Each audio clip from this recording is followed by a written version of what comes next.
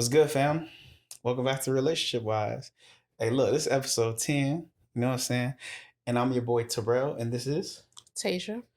so this episode we talking a little bit about conflict and conflict resolution. You feel me? But before we get started, y'all already know the drill. If you have not subscribed yet, subscribe to the YouTube channel. Right? Mm-hmm. Hit that notification bell. Right? Also, if you ain't following us on IG, make sure you follow. You feel me?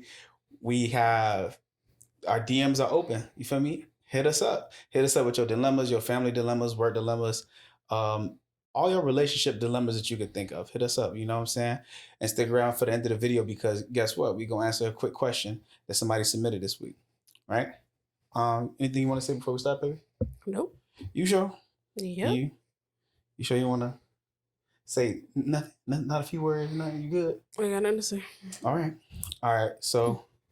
Go ahead, baby. Go ahead and start us off with conflict resolution and What? the five main causes of conflict. No, you can start us off. Okay, fine. All right. So the five main causes of conflict, right, is information conflicts, value conflicts, interest conflicts, relationship conflicts, and structural conflicts, right? So information conflicts arise when people have different or insufficient information or disagree with the data that whether data is relevant or not, right? So looking at the next one is value conflicts. Value conflicts are created when people have perceived or actual incompatible belief systems, right? When one person or a group tries to impose their values on others or claim exclusive rights to a set of values and disputes rise because of that, right? Right. An example is if one person values honesty and open communication while the other values privacy and independence. Go ahead, baby. What's an example of the information conflicts?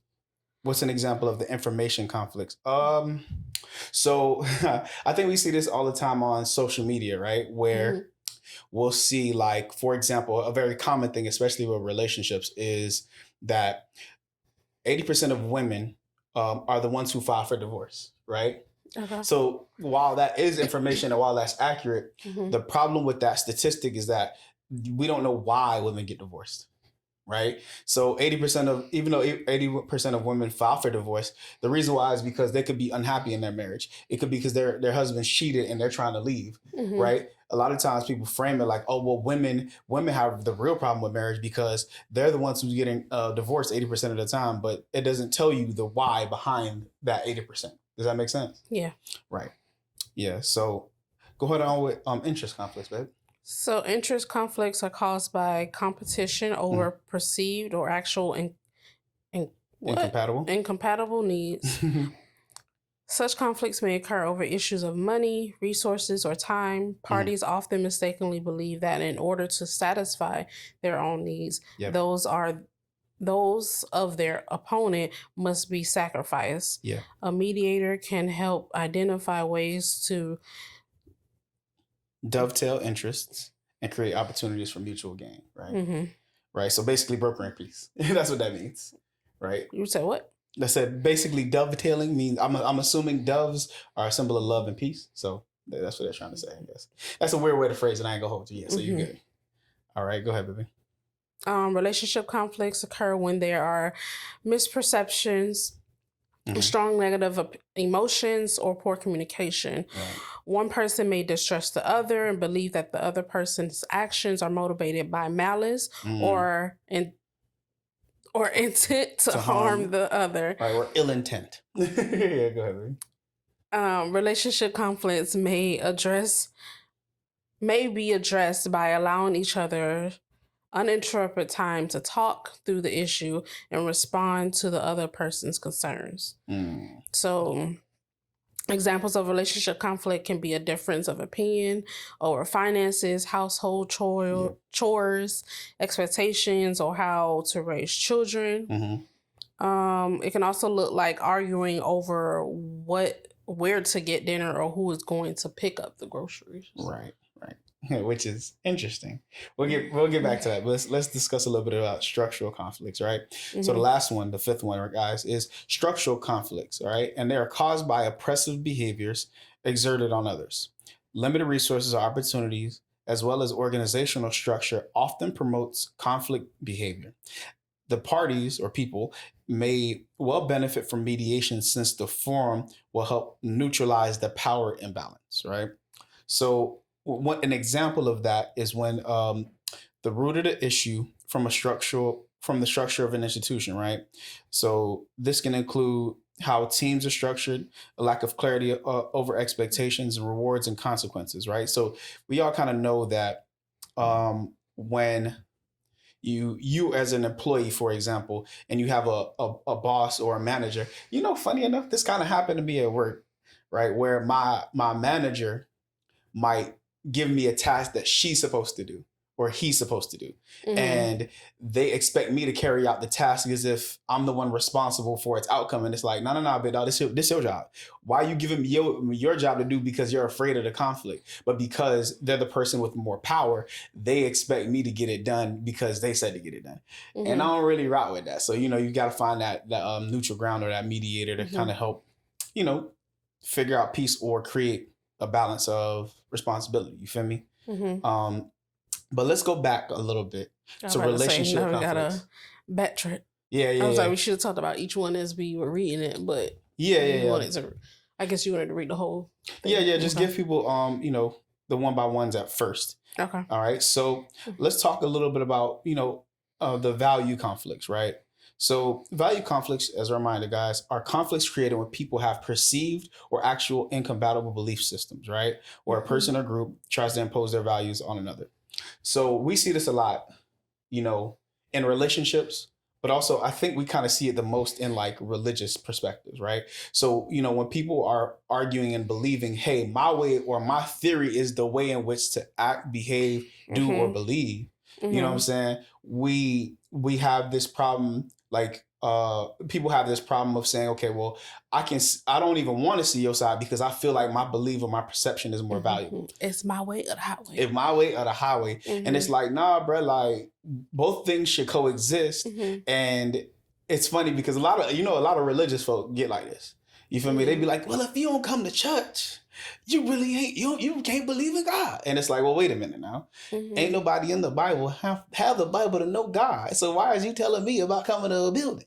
But we ain't gonna get into the back and forth because, the way in which you perceive or understand God or that relationship with God, if you will, can inform your decision and how you see people and other things. And I think that because people are so used to the traditional way of going to church and always fellowshipping with their friends, they believe that's the one way to be most valuable in the eyes of God, as opposed to understanding how to understand God for yourself. You know what I'm saying? I mean, but outside of religion, because it ain't just religion. Yeah.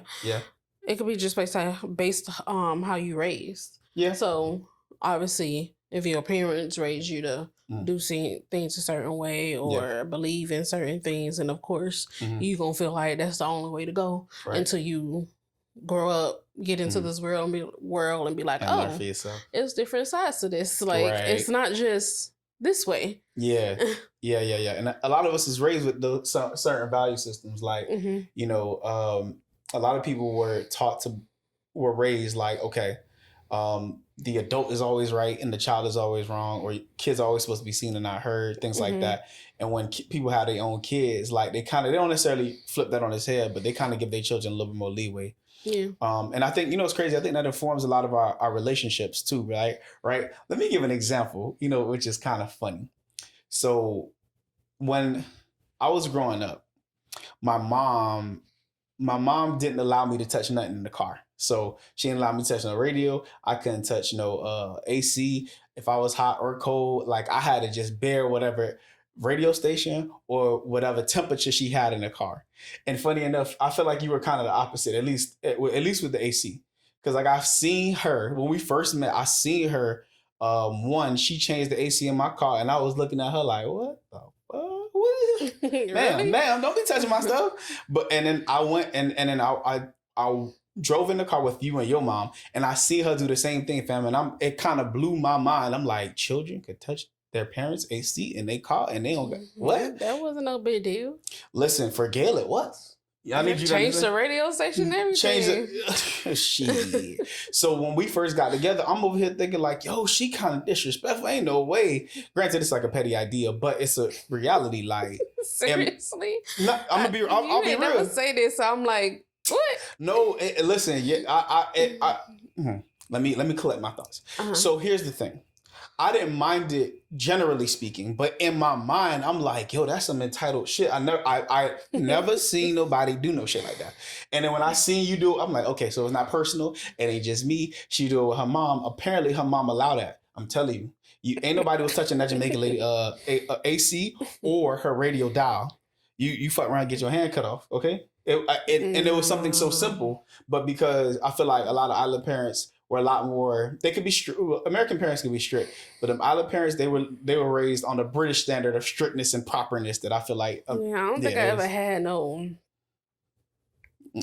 growing up where I couldn't touch this or couldn't. The only thing was like maybe like the AC in the house. Yeah, like cutting it on at a certain time because you know the bill be high, right, and stuff. But other than that. And it wasn't even like I couldn't do it. Like I could still cut it on and not be like reprimanded for it. It's just gonna be like, next time just wait a little later type thing. Yeah. It's never no big thing about it. Right. So right. And it's funny because that's the reason why I say that relates to values is because everybody is raised with a certain or different perspective on what's acceptable by others and what's not. And I'm like, I was taught that like you don't touch nobody's stuff, but at the same time, it's like that is your mama car. So I was like, yeah, but yeah, no. Like honestly, I didn't really care that much, but I was like, my mind was like, what did she just do? But yeah, I couldn't. I was like, hell no. But yeah, so that's value conflicts, right? You know, when people try, and one thing I didn't try to impose my worldview on her. Like, oh, don't touch my shit. You feel me? I just let you ride. Because I understood, like, okay, she must be a little cold, so she just changed the AC temperature. It wasn't that big of a deal, but I was surprised. It did take me back. So, interesting. Yeah. All right. So let's talk a little bit about interest conflicts, guys. Interest conflicts, right? And interest conflicts are created by competition over perceived or actual incompatible needs. Such conflicts may occur over issues of money, resources, or time, right? So in other words, which makes sense, right? Whether you're at work or whether in a relationship, right? We all have this thing where we feel like, all right, our interests don't align. Like sometimes she might want to, like one thing that we're going through right now, which I got to get better at, is the idea of us saving, right? So in her mind, she's like, okay, we got to save for a house. We got to save for a house. We got to save for a house. And I'm like, all right, we got to invest our money. We got to invest our money. We got to do this. We got to do that. Right. So when your interests aren't aligned, this is one of the things that can create conflict in a marriage or even at work. Right. A lot of times, like your boss would be like, oh, well, we need to get this project done and this, that, and the third. Oh, you need to go handle this. You need to go handle that. But it's like, fam, I didn't even get my break yet. Like y'all expecting me to overwork. Y'all expecting me to do everything that you want to do or want me to do, but you ain't willing to pay me extra for the work that this is causing or the stress that this is causing on the company. And then y'all firing people. Like, nah, the employees that y'all got right now, y'all supposed to value and take care of. And with your own interest of trying to make more money, y'all are overstressing us. That don't make no sense, right? And I know you kind of going through something like that at work. Where do you feel like the pressure at work be getting to you because they put more effort and energy on y'all as employees, even though they might be firing more people or anything like that? It don't faze me no more. It don't faze you? No. Well, how did it faze you though? Go to work, get my money, and go home. But how did it faze you though? What do you mean? Like, do you feel like they're expecting you guys to do more work, even though they've cut back? Go ahead. Them imposing or like wanting to do certain things, or employees to do certain things, faze me. It's more of like the people who come in, the customers that come in that be blowing me. But hey, listen, when they say, "Oh, you got to do this, do that," I'm like, okay, yeah. and just get it done or whatever. Or don't do it at all, because if y'all gonna change our mind in the next 10 minutes That's and true. be like, oh, we ain't got to do that no more. So I'm gonna wait for y'all come to a concrete decision. Yeah. Because one thing I don't like doing is wasting my time. Facts. I'm not doing it. Right. And that's another thing too, where your interest for what you might think is good for the customer or the company has a different set of interests that they want to follow. It's like they be so ready to try to find a way to make extra money, but like they don't really care about how they're treating their members or or the people who they're supposed to be serving the most. And it's like, bro, like, what are y'all doing? I thought y'all were supposed to be helping these people, and these are people y'all taking the most advantage of. Y'all tripping. And most companies don't even think things through. Like, well, I don't know about most. Well, some they make a decision without thinking about the outcome. Yeah. Like, how you gonna make a decision and then all these problems come up? Oh well, y'all ain't thinking this. Like, right. I don't. To me, I just don't understand that. Maybe because when I do things, especially when it comes to my business, I think of all the different outcomes that it could have. Yeah. Not positive, but positive and negative. Right. So then I know, okay, if this goes south, I already got that plan of action to fix it, or I already can anticipate that something is about like this is gonna go wrong. So I do something so it doesn't happen. Right. Being proactive. These big companies they just be doing whatever they want to, and then when things go happen, who gotta fix it? Not them, us. Yeah, like, people on the ground. Make it make sense. It can't, baby, and that don't make sense to me. Like, but moving forward, y'all, let's talk a little bit about the relationship conflict, right? So relationship conflicts occur when there are misperceptions, relationship conflicts occur when there are misperceptions, strong negative emotions, or poor communication, which is a little self-explanatory, right? And I think both at work and in our partner relationships and family relationships, you can kind of relate to that a lot. In all relationships. In all relationship forms, right? Because a lot of times, one of the things that I'm like learning about myself is that I don't know how to handle people who perceive most of my actions as negative. Like, so if I say something or if I do something, if you feel that I did it with ill intent or with malice or something like that, I'll be kind of getting hot. Like, why are you looking at me as if I'm some kind of a negative person, bro? Like, I'm just operating. I'm not even trying to do anything intentionally wrong. I'm actually trying to do my due diligence to do something right. Or I'm stating something because it's based on what I see. You know what I'm saying? And I think a lot of times people hear what they want to hear, right? I say X, or I try to say X clearly, and then they hear Y, and I'm like, hold the hell up. It could be that they hear it. It could be that they hear Y, but it could also be that they just perceive things differently. Oh, of course. So, of course, you saying something not to be ill intent, but to them, they perceived it that way. Exactly. And I understand that, but to me, that's a problem and a flaw that like is hard for me to work around, because it's like I can't put energy into fixing you and your perspective. Okay. Like, I need you to figure out, okay, hold up, who are the people around me that's good and bad, and let me start labeling and paying attention to their actions a little bit more specifically, instead of just trying to have a blanket perspective on everybody that it has to be negative. Or you can look at it like, since or you can word whatever you're saying to that person differently than you would word it to other people, since they tend to perceive what you're saying to others who don't take it any kind of way. They take it some type of way. Yeah. So maybe you got to reword it. That too. And so it comes off how you expect it to come off, and they don't think of it as being something negative. Right. But my problem is, when you do that, what if they still find a problem with it? Then you can think. But that's my point, because you can, and this is the point. You could be as clear as you want to be, but if a person is not willing to understand you, or they just want to misunderstand you, that's the problem. Yeah. Like, they want to see it as negative because it makes them a bit more in a space of being victim, and it makes you wrong. So if they rather you just kind of either not say it or just feel comfortable in them being them. You understand? I agree. But it just sounded like he was trying to say, oh, if they don't get it the first time, then I ain't got the time to try to fix them, to think about. But you got to also try to Oh, of course. switch it first, and then if they don't get it, then it's kind of like, all right. Right. No. If that's how it came off, I'm sorry. I want to make sure I'm clear. You should always try your best to be clear and speak to their level of understanding. But if when you do that, they still not trying to understand, can't do it. Can't do it. But yeah, so because I do believe that you should be clear and you should be mindful of how you're being received by other people. But when they're deliberately not trying to receive it, hey, big dog, I ain't gonna overstep my boundaries, big dog. I'm gonna just let you know and let you go. Because can't do it. Let you know and let you go. Yeah, listen. I don't know where I got that from, but we're going. So, babe, in our relationship, right? What's one of the things that you think that I do, or I might say, that might cause unintentional harm, or you feel like I do with malice?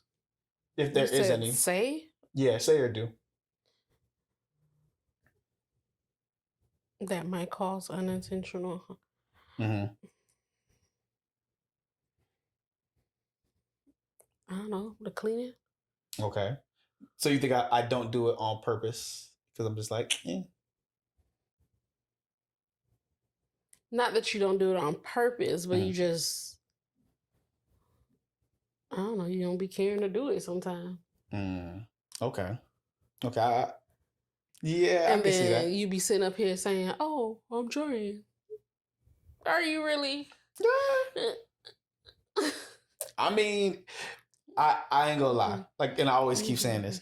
I do need to do better with house chores. I need to revisit the way I look at my energy level, because I feel like because you be doing it. But for me, let me give you a. For me, when you say you trying, that means you have at least done it not a handful, but a few times without me having to critique something or go behind you and do it, fix something. If you done it completely yourself, I ain't have to, or I didn't have to start cleaning to make you want to get up and start cleaning. You just handling it yourself. All right, then he trying. I ain't got nothing. Yeah. Okay. And I think that's just that's also a perception thing, right? And I gotta work on making sure I see through your perspective as well as like remember we talked about it I think a couple episodes ago where when you see something dirty, I'll be like, my mind don't go to automatically negative. Like I don't see it as bad as how you see it. And it's like, I got to train my brain to see, okay, hold up. All right, cool. 2 or 3 dishes in the sink is fine. But when it get to 8, 9, 10, hold up. This shouldn't be this bad as an example. Right. Or same thing with the counter or the island or the little thing, that stuff that be on the floor or, on the dresser or what have you. So I got to train my brain to like say, okay, 3 is fine, but don't let it get past like 5, for example. Because once it gets past 5, then it's like, hold up. Nah, that ain't gonna work. That ain't gonna work, player. So yeah. All right, cool. I got you. Okay. Structural conflicts is more of a work thing, right? I feel like, and also we could even talk a little bit about race here, right? I think let me redefine structural conflicts, right? What you gonna say something? No, I was gonna say vice versa for the relationship thing. What was my question, or how did I phrase it? Is there any ill will or malice that? Yeah, or something that either I say or you say or do that cause unintentional harm. So I can't think of one off the top of my head. I think it might be just a general either perspective or attitude where it's like, either you could get that done or it's not that deep, right? And I'm trying to think of an example because I feel like that might just be sometimes your like when I say not that deep. Yeah, like sometimes I'll be like not necessarily emotional about something, but like I'll be like something might be a big thing for me, and I feel like, for lack of a better word, you either might minimize it or you might say like, oh, it's not that serious, and it's like, nah, I don't think they know the ins and outs of this as well as I do, and I don't think you can, right? Like, I think we talked about it on like, I think the last episode or the episode before, when I was saying being overwhelmed, right? You like, welcome to the club, and I'm like, I feel like our levels or our perspectives of overwhelmed are completely different. But then again, you literally would have to come into my world and then see like how annoying and how big and how much the problems that I got like at work, for example, have festered for you to understand what I'm saying when I say overwhelmed. You know what I'm saying? Because like for me, when I say that, I mean like mentally or energetically, I'm overwhelmed. Meaning, and I mean, most people mean that, but like a problem has gotten so far that I literally can't solve it. It's not like, and I think it's different from like where how your job is, where you might have a customer that come in. Like I got a student or students who might be misbehaving, and it could be a couple months long, or I got to talk to parents, and you got attitude. So it's like, even though for you, you'll have those repeat customers who might come in, and every time you see them, be like, oh, I know it's some crap. I know it's gonna be some shit today. You know, whereas like it's a day by day thing with me, where you know, oh well, this parent might be tripping, or that parent might be tripping, or this child is doing X to this child, and now I got to deal with both of their parents, and this is an ongoing problem that should have been solved. And you see what I'm saying? Like it's just like, until you actually experience and or see it for yourself what I'm going through, it's harder for you to understand it. So it's easy to minimize from the outside looking in, but if you would actually experience it, can't you say that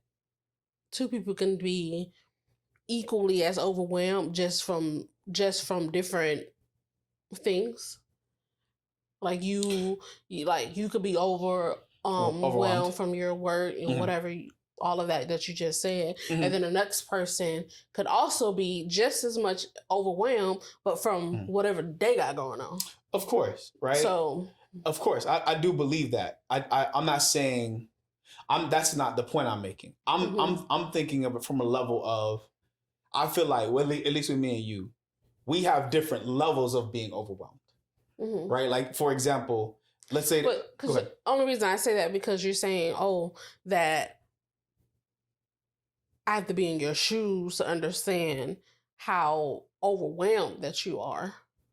But I'm like, I get it, but I don't have to be in your shoes to understand what the overwhelmed feeling feels like. I have to be in your shoes to understand what is causing you to be overwhelmed.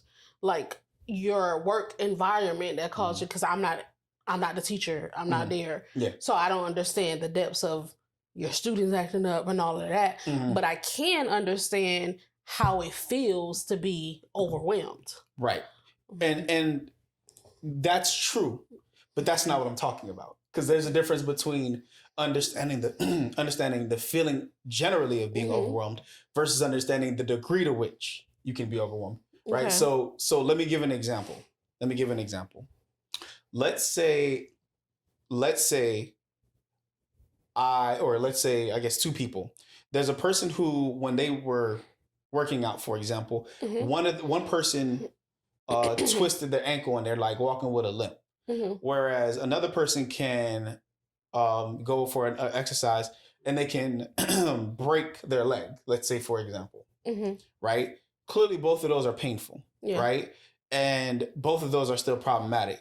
But what I'm saying, or how I perceive my pain and the degree of pain I have, sometimes can feel like a broken leg, and you're seeing it as a twisted ankle. Does that make sense? Okay. That's the point I'm making. It's like, I feel like, oh, well, it's like, yeah, well, and I'm not even trying to even minimize your perspective, like, because for you could really feel like, or you could have an experience. I don't feel like you're trying to minimize. I'm just trying to understand what you were saying. Yeah, like what I'm saying is not the question of whether or not we can be equally in pain or have the same level of, But I get what you're saying. You're trying to say that my situation may look minor from the outside, but it's actually making me feel like something bigger. not bigger, but like not making me feel it is bigger. Yeah. Does that make sense?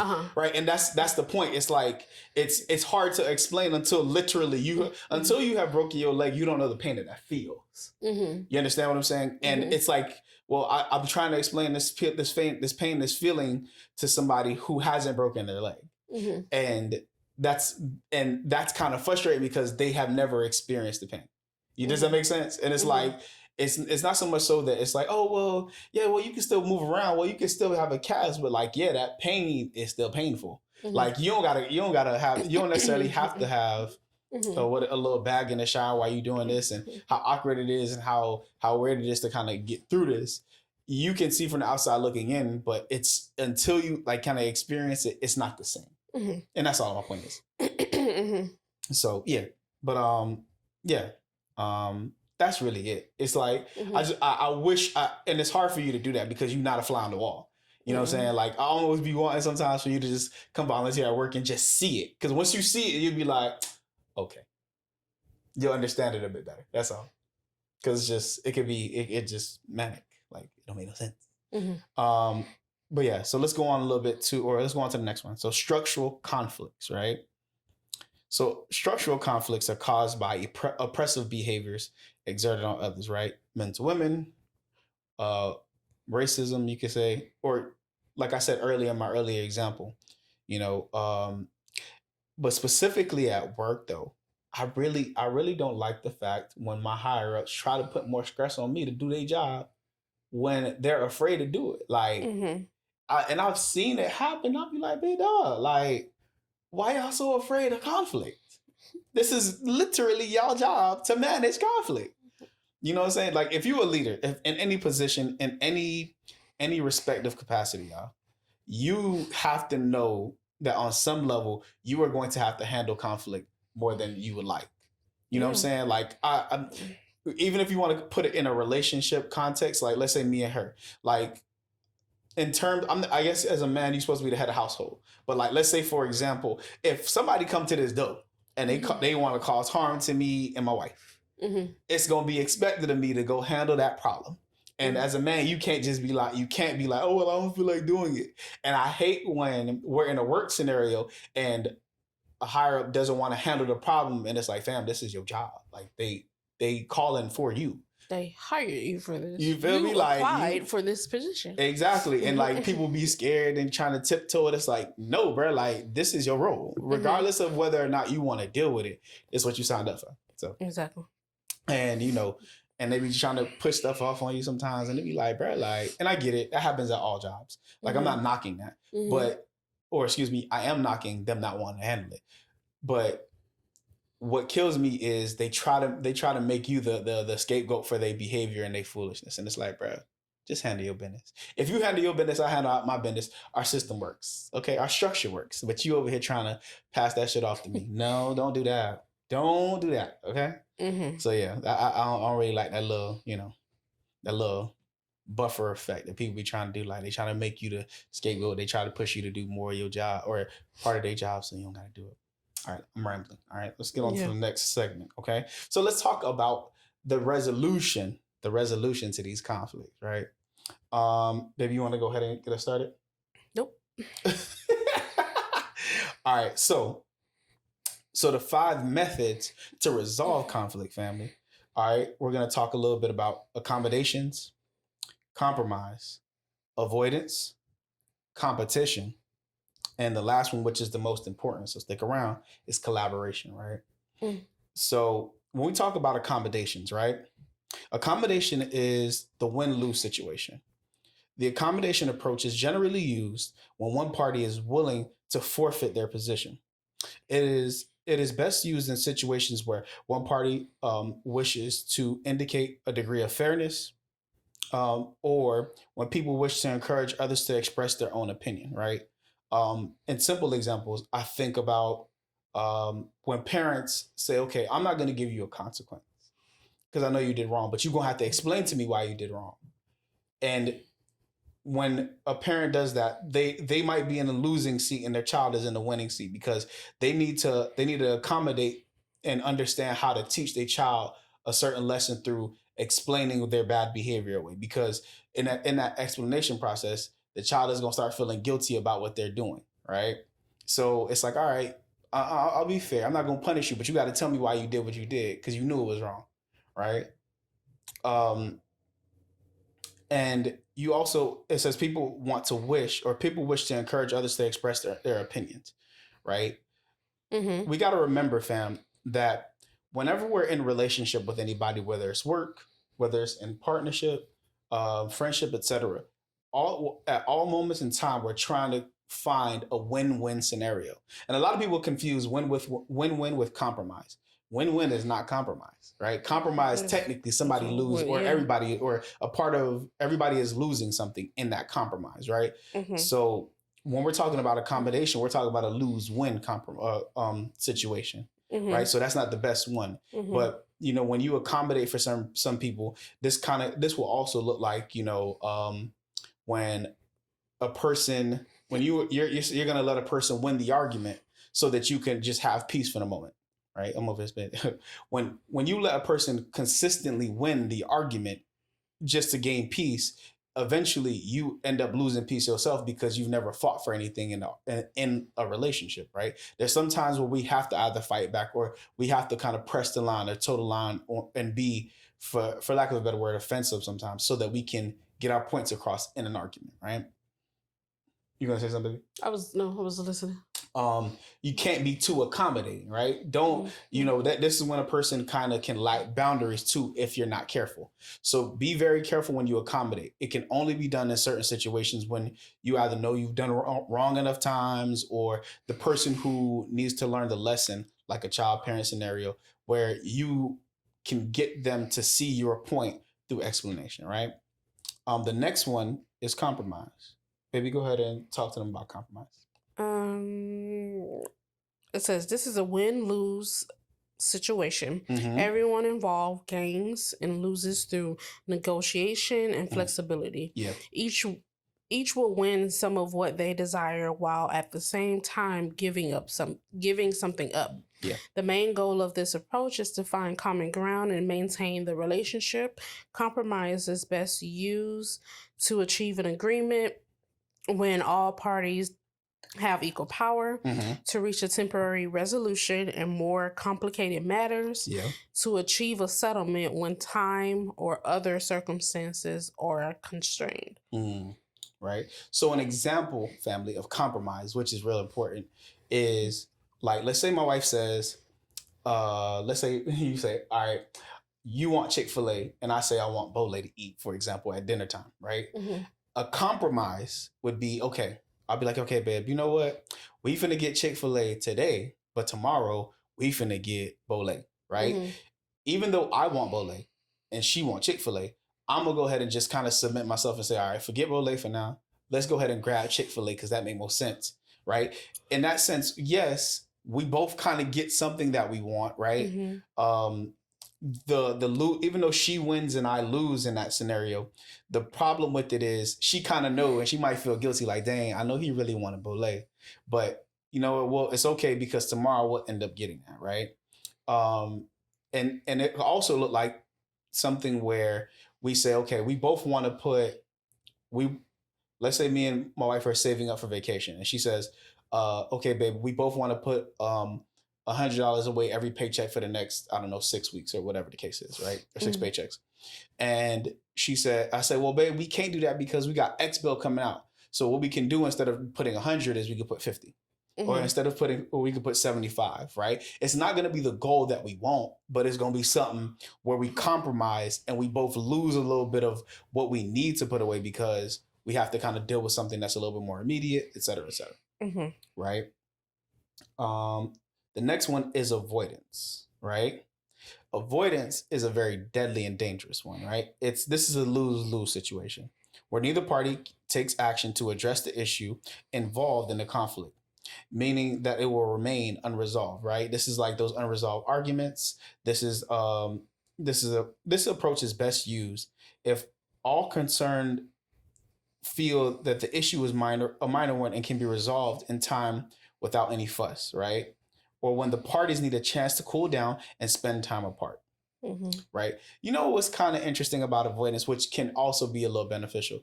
I'm not a person who feels like you should go to bed happy, right? If y'all are in an intense argument, You said, and it wait, hold on, I'm gonna explain. If y'all are in an intense argument, sometimes y'all might have to go to bed mad, but that's on my own personal perspective, babe. What you think? Do you think that like if an argument gets too heated, do you believe that people should go to bed angry, or do you feel like they should always go to bed with an argument that's resolved? What? Say your piece. I'm just thinking. I'm like, from a personal standpoint, I'm like, I'm still sleep good at night. So either way, I get it. But and I think that's one of the things where it's like that's one of them things in our culture where people say, "Oh, don't go to bed angry." I get the concept of that, but sometimes the reality of it is, at least for me, I process kind of slow sometimes. So it's gonna take me a little bit. It's gonna take me maybe a 24-hour period to literally get all my feelings out, figure out what the heck I actually feel, and to come to an actual conclusion of the argument. So, hey, look, don't follow me if you feel like you gotta get if you that's don't go to because bed you angry. also the person that want to think about what they want to say and all of that instead of just, I guess, saying whatever. Not saying whatever, but like saying like the first thing that come to your mind or whatever. Yeah. And that's what I'm saying. Like I process slow. Like I know how I'm feeling. I can't articulate it. And I know if I try to do it in the first like 10, 15 minutes of being mad, you're not gonna understand me at all. Fuck that. It's not gonna make sense. I just blow up, and then it's gonna make the problem even worse. So I'm like, hold up, we might have to sleep on this, huh? Have you experienced that before with somebody? Oh, of course. You?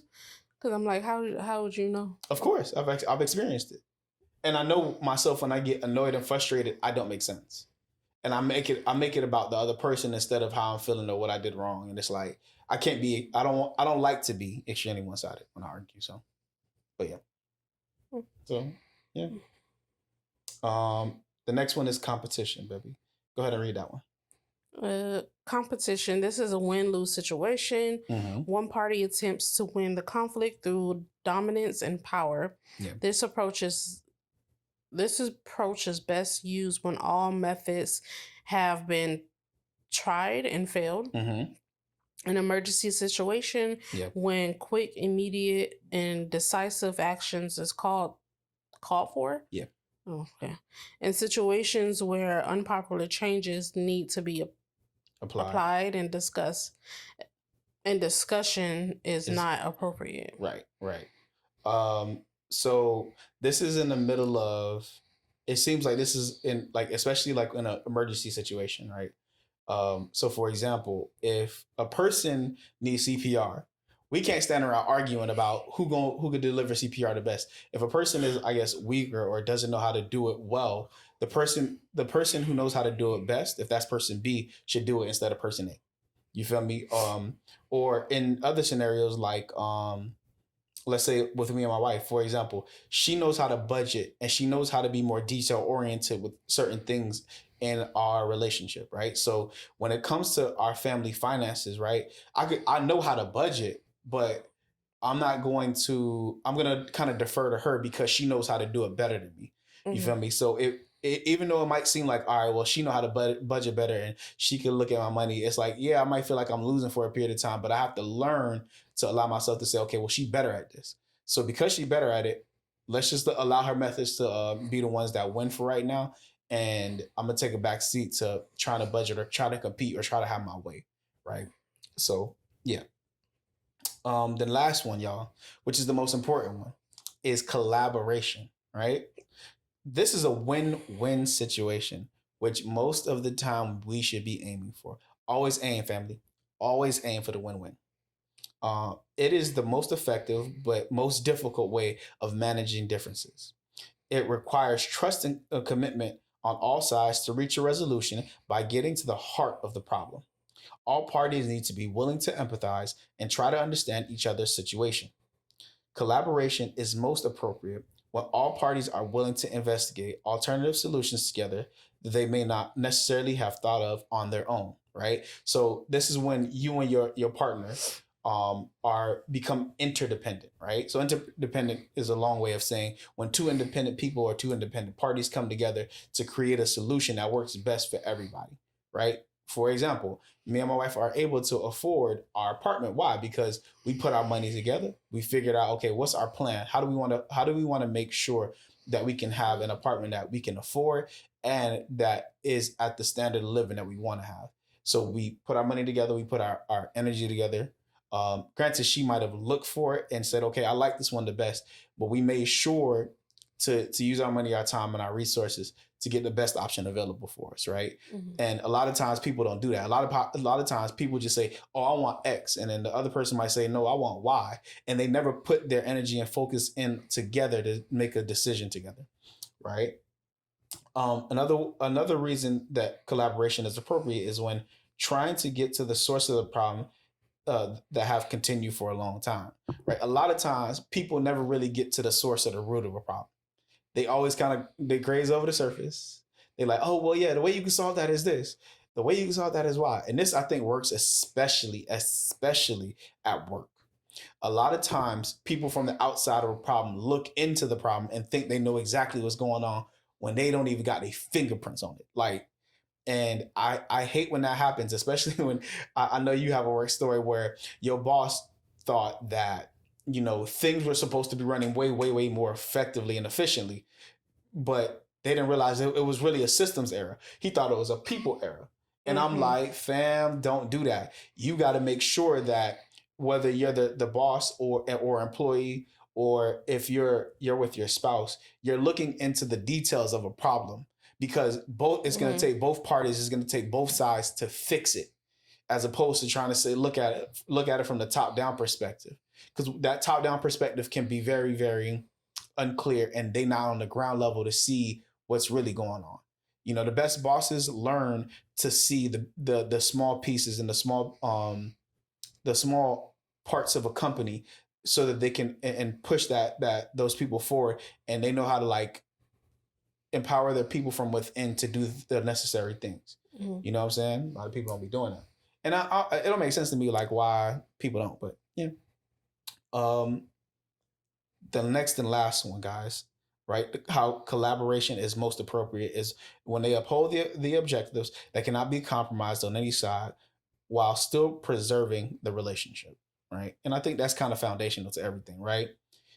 When two people or two parties come to an agreement on something, and they don't have to compromise on those values, right, or those objectives, right? Like me and my wife say, okay, we're gonna budget X amount of money for groceries every week, and we say we're gonna uphold that because we need that amount to make sure we properly fed. Mm-hmm. You know what I'm saying? Or we're gonna set aside a certain amount for vacation, because we know that even though we ain't on vacation this month or next month or the month after, 6 months from now, we're going to need a little break. So let's make sure we have a sinking fund or a certain saving monies or a money saving plan that'll get us to that specific goal. You know what I'm saying? Yeah. So yeah, I think collaboration and win-win scenarios are top tier. You can't beat them. You can't beat them at all. Right. And before we close out the episode, as promised, we got sent a DM by one of my close friends. You know what I'm saying? She asked a real question. Shout out to Taylor. You feel me? So go ahead and y'all do us a favor. Go ahead, go to Instagram, follow us, and then send us a message. Send us any of your dilemmas, any of the problems you might have at work or with family or anything. We here to help y'all, fam. So hey, let's get it done. Baby, do you want to read the message real quick? It says, do you think it's cool to set up do you think it's cool to set two friends up? Mm-hmm. For example, I've set up a couple of my friends and they have hit it off. Mm-hmm. Why don't people do the same with me? And why don't people do the same with me? Interesting. Very interesting. You want to answer first or you want me to answer, baby? You answer. All right. So do you think it's cool to set two friends up? So I think you have to know your friends, because it's a very, very you could put yourself in a very weird predicament because this has almost happened to me one time, right? So you got to know your friends. If you feel like they will be a good fit, yes, go ahead and set them up. But just be mindful of both of their values. If their values align, yeah, by all means. But if you know that their values don't align, don't press for it too hard. You know what I'm saying? Because you could find yourself in the middle of a scenario where it's like, oh, why you ain't tell me this? Or why you ain't tell me that? Or, oh, this person was kind of toxic in this way, and I can't stand this toxic trait. Or um I feel like since you my friend, you should be telling me all the little secrets that they tell you. And it's like, well, they told me this in confidence. I can't betray their confidence because me and you friends. That's unfair. So you got to be very, very careful when setting friends up. If you feel like they got the same value system, cool. If they don't, and their toxic traits gonna trigger each other, hey, big dog, go ahead and play it safe. Or just tell them, say to them, listen, I'll set y'all up, but hear how this person operate with, and this is their toxic trait, and tell both parties that so they know what's going on. Because I don't know. What you think, baby? I ain't got no opinion on that. Only because I'm like, I don't have no friends to set up. So I feel you. I mean, no friends I think that will be good match for each other. So I don't know that scenario. I mean, I've had some friends who I didn't want to set them up, but I'm like, I could potentially see this being a thing where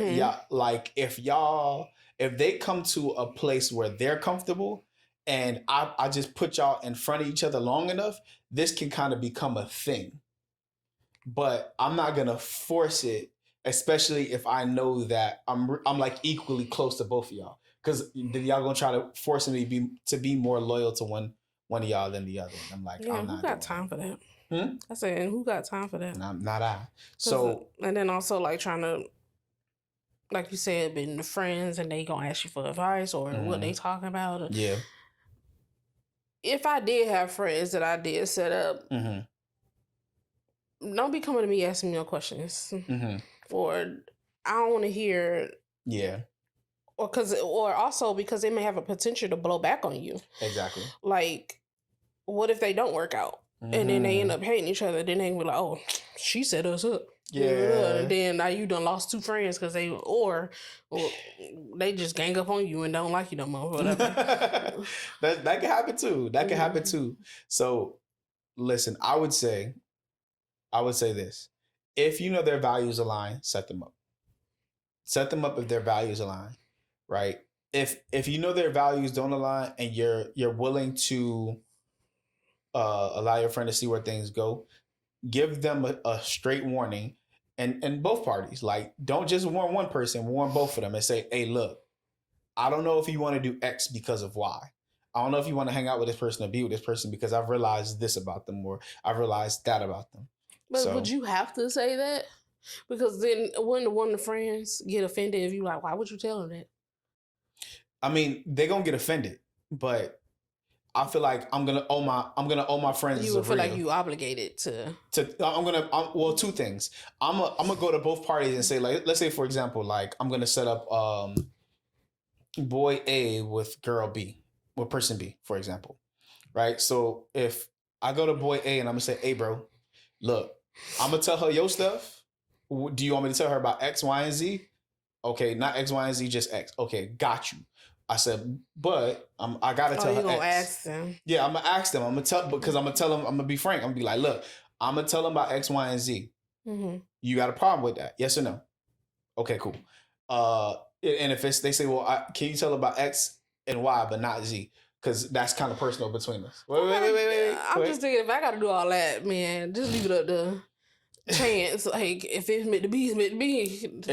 But it's gonna happen on its own time, and I ain't gotta be involved. And it just depends on what that Z is. If it's important, or if it's like, oh, like if somebody got a baby on the way, I'm gonna have to tell this person. And I'm gonna just say, don't even you can't even talk to so and so. But if it's something like, don't tell them I used to mess with, I don't know, your cousin or a friend because I really thought that was gonna work out and it didn't. That's a little different. I feel like if y'all already friends, Mm-hmm. they gonna already know that. Like, why wouldn't? You never know. Because if y'all friends, Mm-hmm. y'all don't necessarily have to hang out with each other all the time in a group setting. I could just hang out with her on a group setting, or on a different occasion, I can hang out with you on a group set on a different setting. Yeah. And then, of course, I'm sure I feel like everybody talk about everybody. Or different instances. They can, yeah. Even if it's a crazy scenario, it may come up in conversation. Mm-hmm. Not saying that I'm just out here talking, whatever, but that certain things come up, certain scenarios. If it's crazy enough, it might come up. True. So who's to say that they don't already know about it? It depends, and this is the point. It depends. It can be nuanced. This is the point I'm making, because you don't know. What if that person? What if friend A told you keep Z keep and you can tell X Y, but that Z keep Z a secret between me and you. People do that, right? Because they just want to keep Z a secret. I guess. So you know what I'm saying, and then and Z is not necessarily a thing that this person over here can know. So that's the point I'm making. It can be nuanced. I'm pro setting friends up. Just be transparent with it. That's my answer. So that's what I'll do. So any last thoughts before we wrap up, baby? No. No subscribe. You ain't gonna tell people to subscribe. You just gonna be like, oh well, nope, we're good. Really? What's going on? Anyway, listen, y'all. Thank y'all for watching. Do us a favor. Go ahead and subscribe to the YouTube page. Y'all already know. Y'all already know what to do. Hit that subscribe button. And I'm gonna link somewhere in the video our QR code for Instagram. Y'all could send us DMs about any dilemma, any questions, any comments, anything that you want advice on, y'all. Go ahead and send that to our Instagram DM, and we'll answer back, just like we answered our friend here today. But until next time, family, I've been Terrell, and this has been Tasia. This has been Relationship Wise. Peace.